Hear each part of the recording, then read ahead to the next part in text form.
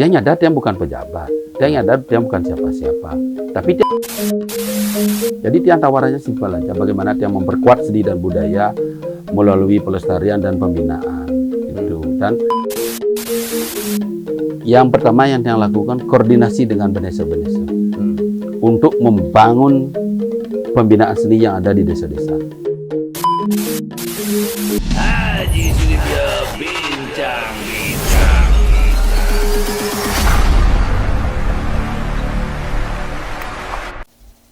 Om Swastiastu, ketemu lagi dengan Haji Sudibyo Bincang-Bincang. Sahabat, semeton, dan Karamo Bali dimanapun berada, semoga kalian selalu sehat dan berbahagia.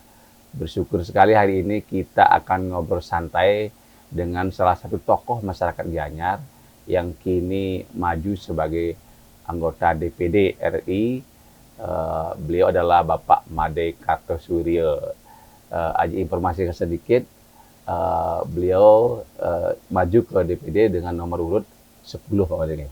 Nah, ini kita ngobrol santai dulu. Pak Made Kartosuryo atau sering dipanggil Dedong ini.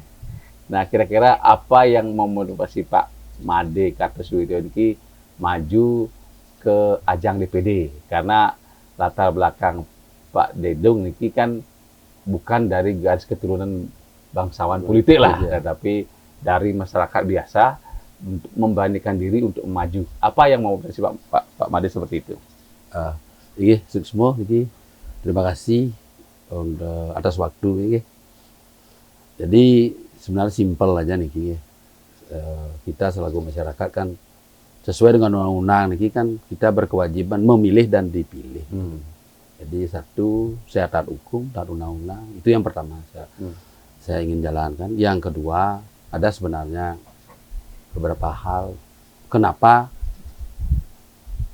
yang bukan dari garis seorang atau kelahiran dari seorang tokoh politik dan sebagainya.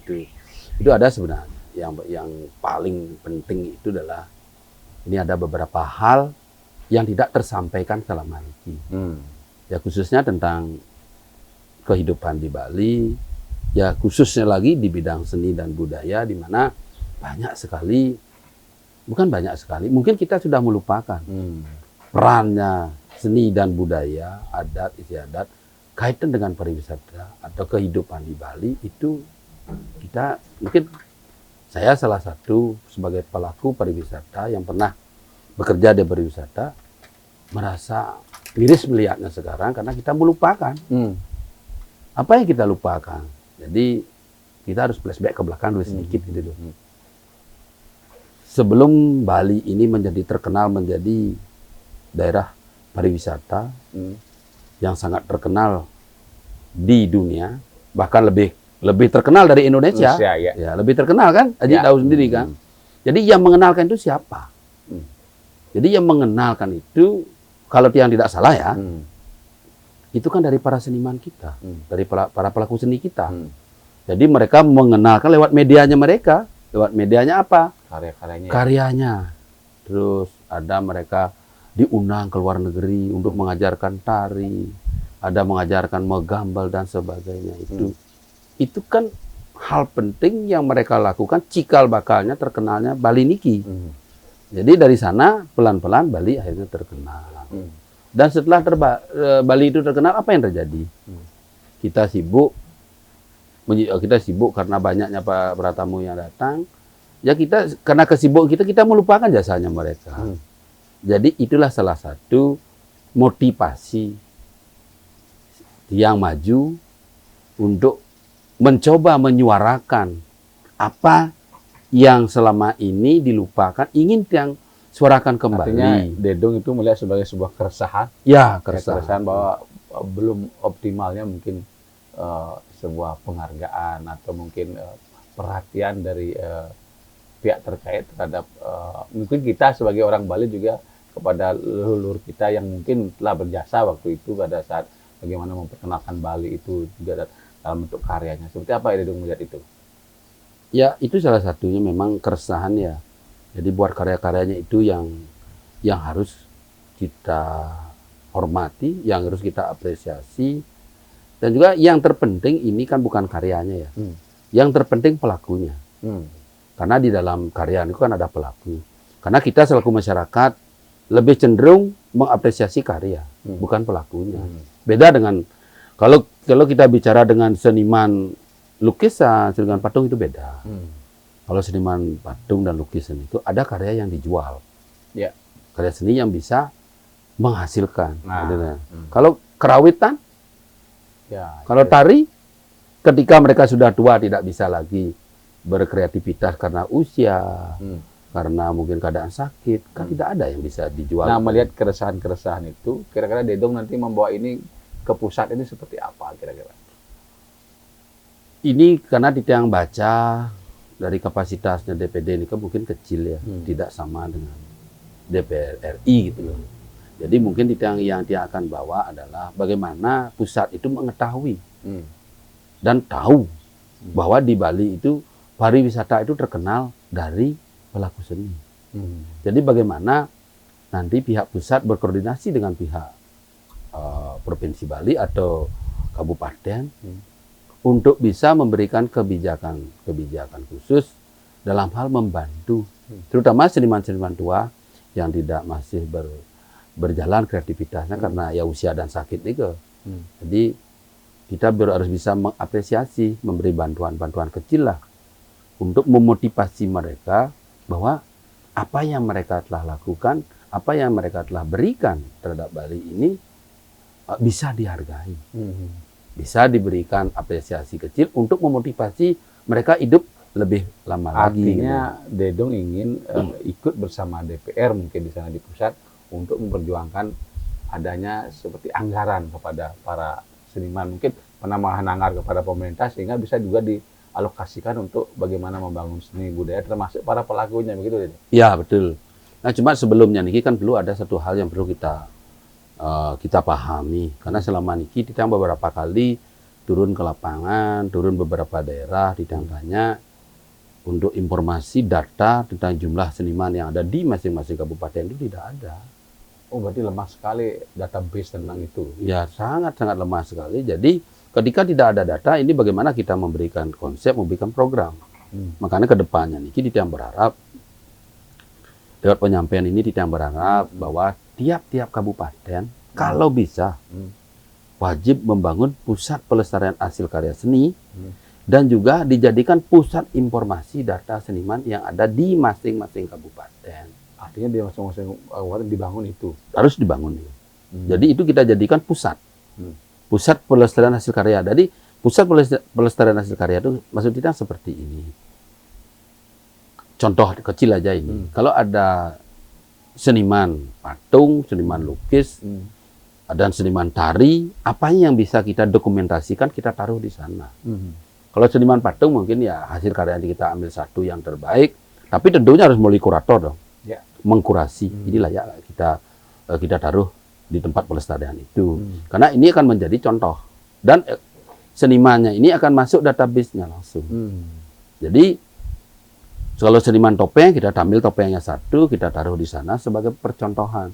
Jadi itu wajahnya masing-masing kabupaten. Jadi kita akan tahu kekuatan seniman atau seberapa besar kita punya seniman di masing-masing kabupaten. Nah, kira-kira dengan kemampuan sumber daya manusia yang ada, juga mungkin sumber daya modal yang ada, kira-kira masing-masing kabupaten bisa membuat itu? Apa ini dibangun nempel dengan dinas-dinas yang sudah ada? Kalau masalah anggaran ya, ini kan masalah anggaran ya, mampu tidak mereka mengingat APBD di masing-masing kabupaten itu beda. Ini sebenarnya niat sebenarnya. Oh, bukan masalah bukan masalah anggaran. Kalau di Bali itu niat, keinginan dan fokus dan serius. Mau nggak itu sekarang? Makanya kita mencoba sekarang. Mungkin kita coba nanti usulkan di pusat. Mengingat lahirnya Undang-Undang Bali itu memudahkan kita untuk mengusulkan itu. Jadi saya kira tidak begitu berat itu, tidak begitu sulit itu. Kalau kita punya niat dulu. Ya, niat, keinginan. Kalau kita punya niat dan keinginan pasti bisa kok. Dan anggaran juga tidak begitu besar kok. Dan itu kita buat sekali untuk selamanya. Jadi yang kira kan niat aja. Kalau contohnya 5 miliar cukup, belum ada niatnya. Kurang niat. Jangan dikatakan belum ada. Ini ada belum, apa katanya? Kalau sekarang sangat yang bukan masalah niat ya, mungkin ini baru pertama kali ya, yang mungkin yang bedah ini informasi ini gitu loh. Mungkin selama ini kan belum pernah ada yang mau ngomongin masalah niki, karena lebih banyak orang berkiblatnya di mana di adat dan sebagainya itu.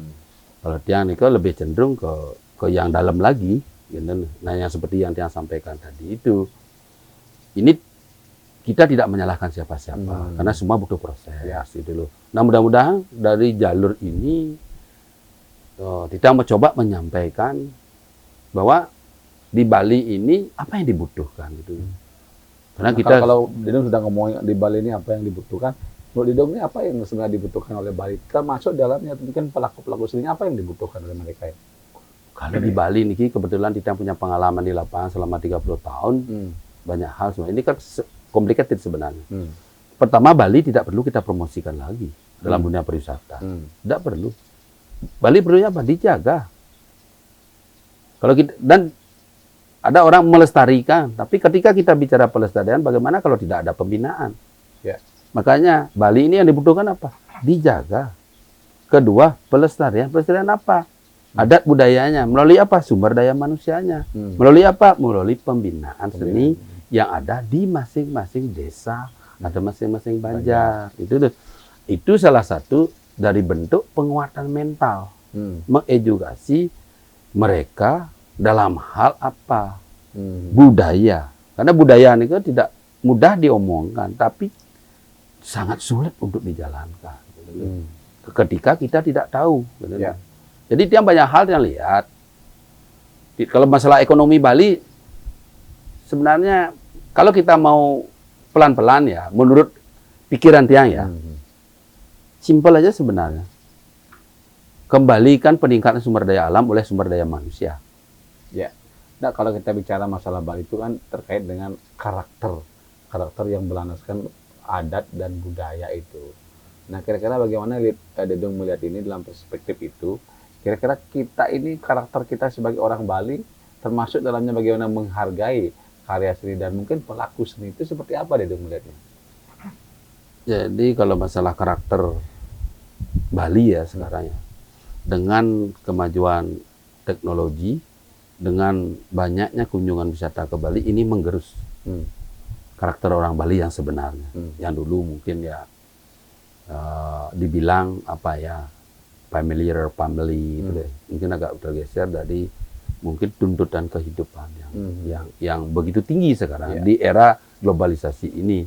Makanya tiang ingat dulu bagaimana kita tuh di suatu banjar rasa gotong royong kita tinggi sekali.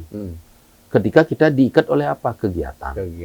Nah, kegiatan inilah hilang karena faktor kesibukan. Maka dia inginkan kembalikan lagi. Kembalikan dengan cara melalui anak-anak.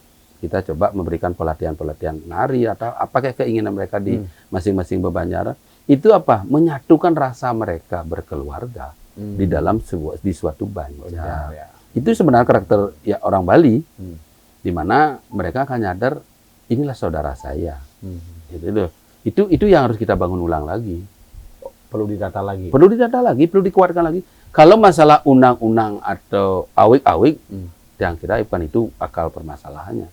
Manusianya. Gitu. Jadi sumber daya alam, sumber daya manusianya yang harus kita benahi. Sumber manusianya perlu kita berikan pendidikan. Nah, itu terkait dengan pendidikan, kita kan kalau kita baca data sekarang kan jumlah pemilih kita dalam pemilu 2024 ini kan hampir 53% lebih adalah anak muda. Kita Didong bicara konsep tentang adat dan budaya. Nah, lalu bagaimana Didong melihat anak muda Bali ini terkait dengan hubungannya dengan adat dan budaya? Mereka siap nggak menerima tongkat estafet dari mungkin yang seniman yang duluannya, pelaku duluan kepada mereka? Apakah mereka sudah siap untuk bertarung di era yang mungkin super ketat ke depan ini? Sepanjang pengalaman Tiang, jadi generasi Z sekarang ya, atau generasi muda sekarang, itu sebenarnya mereka siap. Dilihat dari apa?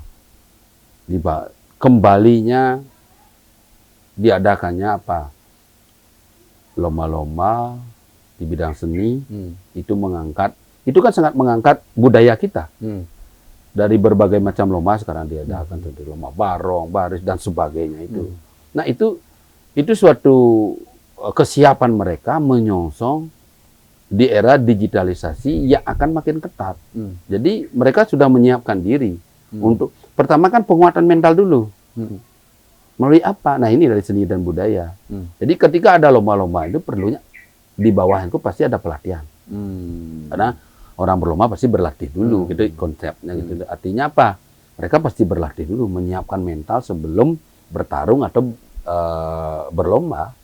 Jadi itu bagian dari konsep yang kira sudah bagus sekali. Artinya tidak perlu ada kekhawatiran yang atau keresahannya begitu besar bahwa kita ini, generasi kita ini dan tidak akan melupakan adat dan budayanya. Tidak, kalau tidak. Karena mereka ada justru pertanyaan dirubah. Nanti Dedong kalau nanti di pusat, kira-kira apa yang akan diperjuangkan untuk generasi Z kita nanti ini?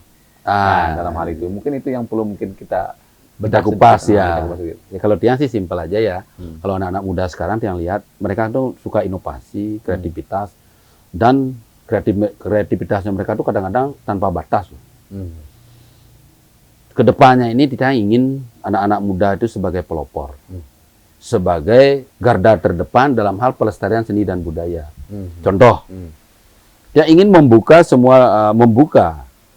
pelatihan-pelatihan seni dan budaya itu yang ada di desa Pekraman itu, dia ingin lebih cenderung melibatkan yang muda-muda, yang beri mereka ruang. Contoh, tahun sekarang itu berapa sih tamatannya Kokar?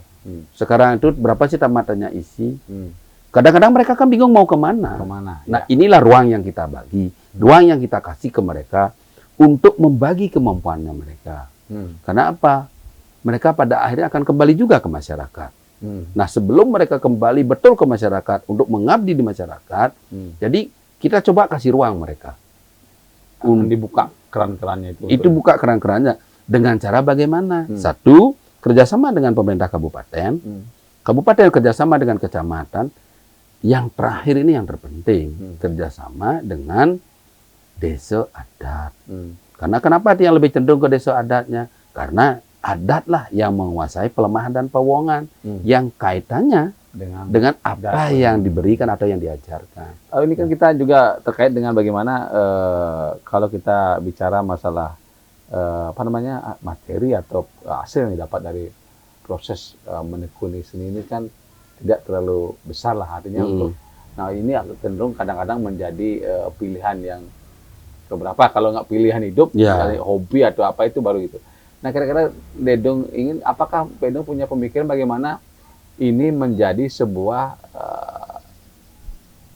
bisnis yang menjanjikan? Karena gitu, ini kita bicara masalah kalau ini budaya ini tidak dikemas dengan baik, nah nanti dia bisa menjadi mungkin dalam tanda kutip ada minat yang menurun karena tidak memberikan sebuah peluang misalnya ini. Karena di dunia nanti ke depan itu kan itu salah satu yang akan menjadi ini. Dan kita juga belajar misalnya kalau kita belajar dengan negara Jepang misalnya, mereka menjadi maju itu karena budayanya yang kuat. Artinya karakter lokalnya itu kuat sehingga dia bisa menjadi negara besar. Kalau Bali ini kan, kalau Dedong bilang tadi kan, semua karakter budaya adat itu kan sangat kuat. Nah, apakah ini bisa menjadi modal untuk kita untuk bersaing nanti di era digital, di era global, dan nanti kita bisa melampaui apa pencapaian yang dilakukan oleh negara-negara yang mengandalkan karakter budaya sebagai modal utama mereka? Yang kira kalau masalah karakter ya, dia yakin karena keberhasilan suatu daerah, keberhasilan suatu negara itu tidak terlepas dari kekuatan mental mereka mempertahankan dari apa karakteristiknya, budayanya. Di Bali juga sama. Kenapa kita istilahnya tadi ditanyakan, kita khawatir nggak kalau anak-anak kita memilih jalur seni? Terus bagaimana kehidupan mereka ke depan? Bisa nggak mereka menghidupi dirinya sendiri? Ini kan kalau kita di Bali ini memang susah sebenarnya itu dijawab. Karena apa? Hidup itu kaitannya kehidupan dan hidup yang ke depan. Tapi padat nih kata-katanya nih. Tapi gini, Kalau tiang nih, ya tiang yakin ya. Karena di Bali punya kekuatan yang mungkin tidak bisa terdeteksi alamnya, Taksu itu. ya taksu itu, auranya itu. Jadi cuma kita selaku manusianya, kalau kita bicara subakti ya, subakti berarti kita sayang terhadap Tuhan. Tapi di bawahnya itu ada ciptaan Tuhan, dan itu ada manusianya. Maksudnya gini, bagaimana kita menghormati Tuhan, bagaimana kita menghormati ciptaan Tuhan. Yang artinya apa? Maksudnya gini, ada satu hal yang perlu kita, ketika anak-anak kita memilih sekolah seni, semestinya itu harus sangat diapresiasi. Artinya perlu subsidi dari pemerintah. Perlu subsidi dari pemerintah. Karena apa? Itulah kekuatan Bali. Ketika anak-anak, karena gini, ketika anak-anak kita belajar seni, sekolah seni, itu sudah diimplementasikan hidupnya untuk ngayah. Mereka tidak tahu mereka mau kemana. Mereka gandungkan hidupnya kemana. Itu sama juga yang menjadi misi Dedong itu bagaimana kesejahteraan para pelaku seni ini menjadi ini kan gitu. Artinya pemerintah yang harus berperan di situ gitu Mas Dedong kan. Sangat loh. Niki kan ada peran pemerintah. Dan di Bali ini, kenapa di Bali ini yang sangat penting peran pemerintah, terutama pemerintah pusat loh. Karena mengingat Bali sekarang didaulat menjadi pintu masuknya pariwisata Nusantara. Bali ditunjuk menjadi pusatnya pelestarian seni budaya Nusantara. Nah ini kan yang ini sangat penting. Kita bangga ya Bali diberikan ikon seperti itu. Tapi tanggung jawabnya harus ada dong pusat. Sedangkan pajak yang kita setor ke pusat begitu besar untuk PHR-nya itu pajak. Triliun, Ya, ratusan triliun malah ada. Bukan ratusan triliun ya. Nah, itulah kita minta. Tolong kita minta, itu yang ingin yang perjuangkan. Salah satu yang diperjuangkan. Ya, salah satu yang diperjuangkan. Dalam kata kutip, kadang gini ya, kita hidup punya mimpi. Tapi ketika mimpi itu tidak pernah kita lakukan, itu selama hidup kita akan dibayang-bayangi oleh mimpi itu. Dan sekarang Dedong punya challenge, punya tantangan bagaimana bisa mewujudkan itu. Makanya dia bilang, ketika dia punya mimpi, mimpi itu sudah dia lakukan, sudah dia berusaha jalankan, antara bisa dan tidak akan urus nomor 2. Artinya kan perlu ada di kita dievaluasi lagi. Oh kok tidak berhasil? Oh mananya yang kurang. Apalagi kalau kita bicara masalah DPD RI ini kan kebijakan mereka kan lemah sekali. Artinya kewenangan yang dimiliki terbatas sekali. Tapi keterbatasan itu kalau menurut yang adalah kelebihan bagi kita. Kok bisa begitu? Kelebihannya apa? Itu kita jadikan motivasi untuk berjuang. Di tengah keterbatasan kita, kalau kita bisa, artinya apa? Kita sukses. Apalagi kita diberi ruang yang lebih besar. Di ruang yang lebih kecil, di ruang kecil pun kita dikasih tempat, tapi kita tetap berusaha. Tapi besar dan kecilnya itu kan urusan nomor 2. Yang penting tetap berusaha dulu. Yang penting yang boleh ada ngomongin dulu, ada yang membicarakan dulu. Itu yang terpenting gitu loh. Karena dari apa yang dibicarakan baru ada apa yang akan dilakukan. Kan tidak mungkin kita lakukan dulu baru omongin, kan tidak mungkin.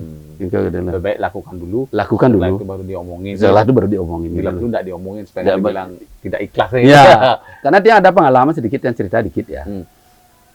Gamelan menjadi warisan tak benda. Ingat enggak itu? Ya. Itu kalau tidak salah nih bulan November, akhir November 2022 ya. Kalau tidak salah nih. Itu dikasih penghargaan dari UNESCO. Itu 4 kali dia bolak-balik Jakarta Bali. Kebetulan dia dikirim sama pemerintah Kabupaten Gianyar. Untuk mewakili itu memperjuangkan gamelan Bali menjadi warisan tak benda.